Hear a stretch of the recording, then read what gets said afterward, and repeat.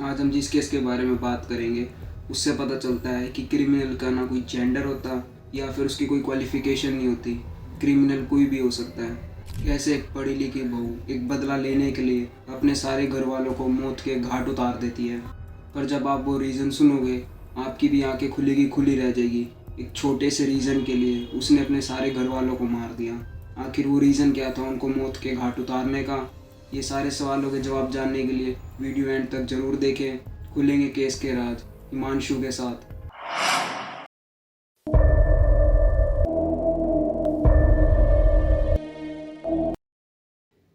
महाराष्ट्र के गढ़चिरौली में एक हैप्पी फैमिली रहती थी।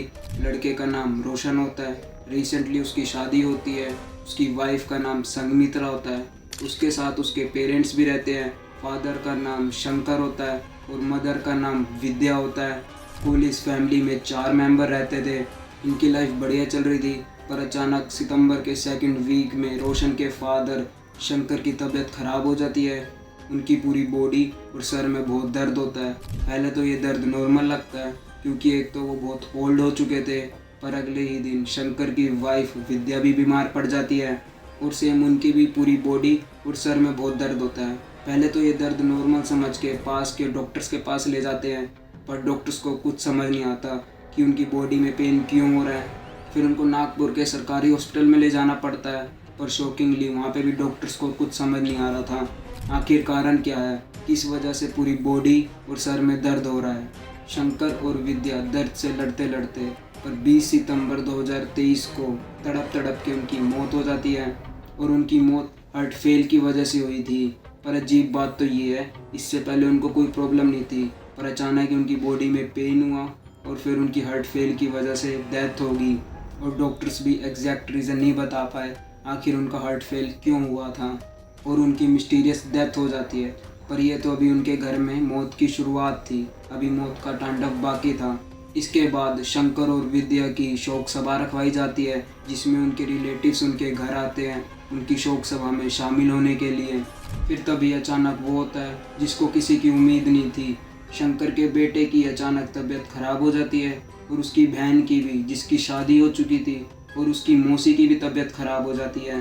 कुल उस घर में से 9 मेंबर्स की तबीयत खराब हो चुकी थी। और सबसे अजीब बात तो ये है कि उनको भी वही सेम सिम्टम्स थे जो शंकर और विद्या के थे। मतलब उनकी भी पहले पूरी बॉडी दर्द करती है और फिर सर में दर्द होता है।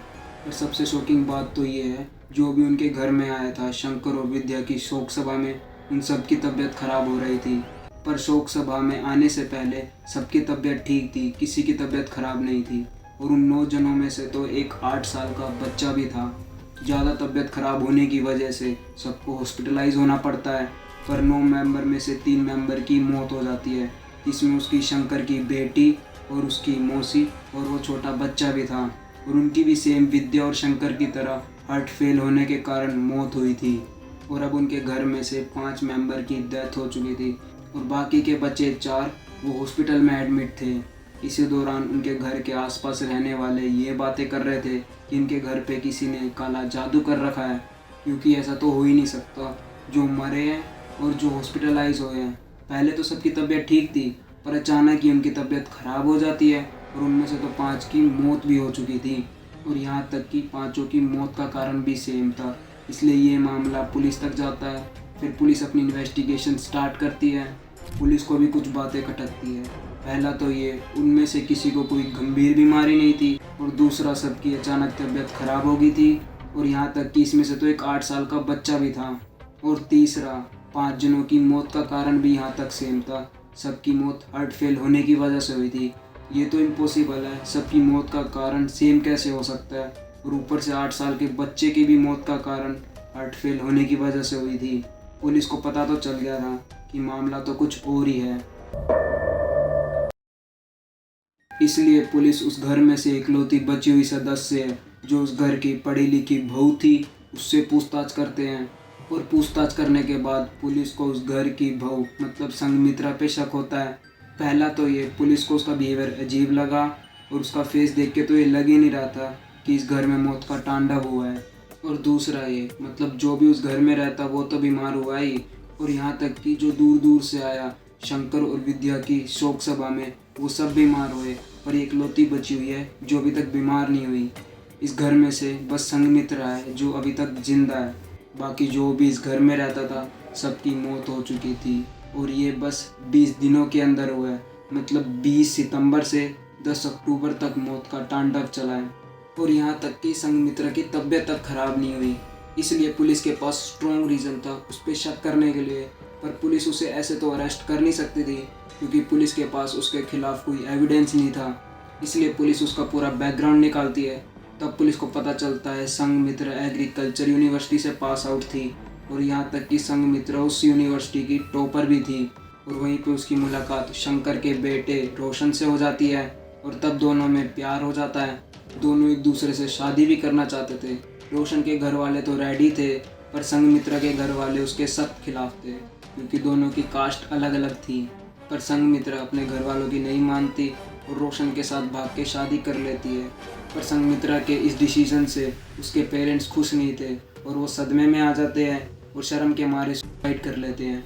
इसके बाद संघमित्रा को अपने फैसले पे डाउट होता है और ये सोचती है इसने जो किया वो गलत किया और ये गिल्ट उसके दिल में रह जाता है कि उसकी वजह से उसके पेरेंट्स ने सुसाइड कर ली। और कुछ टाइम बाद उसका ये डाउट यकीन में बदल जाता है। संघमित्रा अपने ससुराल में एडजस्ट नहीं कर पा रही थी, इस वजह से उसके रेगुलरली झगड़े होते थे। और तभी उसके दिमाग में ये आता है, एक तो वो अपने पेरेंट्स के खिलाफ जाके उसने ये शादी करी और वो यहाँ पे भी इस शादी से खुश नहीं थी, इसलिए वो अपने पेरेंट्स की डेथ का सारा जिम्मा उन सब पे डाल देती है। तभी वो उन सब से बदला लेने के लिए ठान लेती है और इस वक्त तक उसका दिमाग काम करना बंद कर देता है। उसकी सोचने समझने की शक्ति बंद हो जाती है क्योंकि एक तो गिल्टी बहुत बड़ा था। तब वो उनको मारने का प्लान बनाती है। एक तो वो एग्रीकल्चर यूनिवर्सिटी से पास आउट थी और ऊपर से वो टॉपर भी थी, इसलिए उसे वो सारे पॉइजन्स के बारे में पता था जिनका कोई कलर भी नहीं होता और वो टेस्टलेस भी होते हैं और जिनको खाने में मिला के किसी को खिलाया जा सकता था। और वो पॉइजन्स इजीली डिटेक्ट भी नहीं होते जिससे ये लगता है कि उनकी डेथ नेचुरल हुई है। पर वो ये सब अकेली नहीं कर सकती थी, इसलिए इस प्लान में वो अपनी मामी को भी शामिल कर लेती है। इसे कोइंसिडेंस ही बोल सकते हैं। मामी की उसके ससुराल वालों से प्रॉपर्टी की लड़ाई भी चल रही थी, इसलिए उसके पास भी स्ट्रॉन्ग रीज़न था उन सबको मारने का। तब संघमित्रा डेली थोड़ा थोड़ा वो पॉइजन सबके खाने में मिलाती थी और जो भी उनके घर में आता उनके खाने में मिला के उनको भी खिला देती थी। मतलब इस वक्त वो साइको हो चुकी थी, वो कुछ भी कर सकती थी उन सब से बदला लेने के लिए क्योंकि इसे लगता था कि उसके पेरेंट्स की डेथ उन सब की वजह से हुई है। वो बदला लेने के पीछे इतनी पागल हो चुकी थी, वो इसके अलावा और कुछ भी कर सकती थी, वो वहाँ से भाग सकती थी। पर लेकिन वो बदले के पीछे इतनी पागल हो चुकी थी क्योंकि एक तो गिल्टी बड़ा था, इसलिए वो उनसे बदला ही लेना चाहती थी। इसी चक्कर में वो मासूम 5 लोगों को मौत के घाट उतार देती है। इसलिए पुलिस दोनों को अरेस्ट कर लेती है और दोनों एक्सेप्ट भी कर लेते हैं। ये केस अभी भी कोर्ट में चल रहा है और बाकी के बचे 4 मेंबर पॉइजन का पता चलने की वजह से डॉक्टर उन सब को रिकवर कर लेते हैं। इसी के साथ ये केस यहीं समाप्त होता है। वीडियो कैसी लगी कमेंट करके ज़रूर बताना और वीडियो शेयर भी करा करो। Thanks for watching.